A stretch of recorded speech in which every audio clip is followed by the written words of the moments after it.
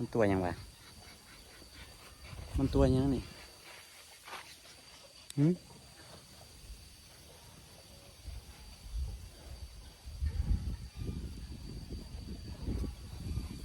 นี่คือนกกระจอกเทศเอามาเลี้ยงเต้ตัวยังน้อยๆนึงเดี๋ยวใหญ่ๆละตัวว่าใหญ่สุดแล้วสำนี่นะโอ้โหสิมาต่อยเดี๋ยวมันซับหัวเลยนะนี่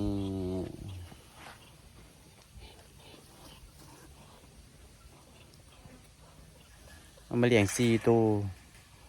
แต่ตอนนี้ยังเหลือ4นะเอามาเลี้ยง6บ่ผิดนะแต่ตอนนี้ยังเหลือ4 ตัว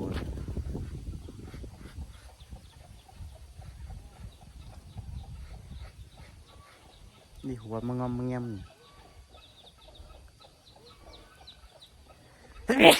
โอ้โห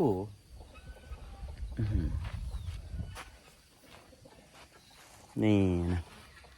ก็จะเป็นบ้านสวนของ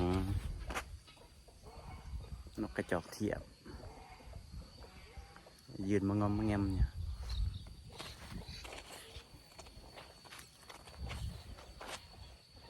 เป็นบรรยากาศอยู่สวนมันไข่แล้วเนาะแต่ว่ามันไข่แม่สาว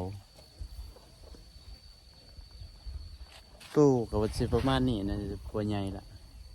ตู้กับใหญ่เติมแต่ว่ามันอยากสุดแหละใหญ่สำเนียแล้วเต็มใหญ่มันนี่ตัวผู้2ตัวแม่2เลย Hello Hello Hello Bye bye หนาวบลอมแลมเลยมันหอน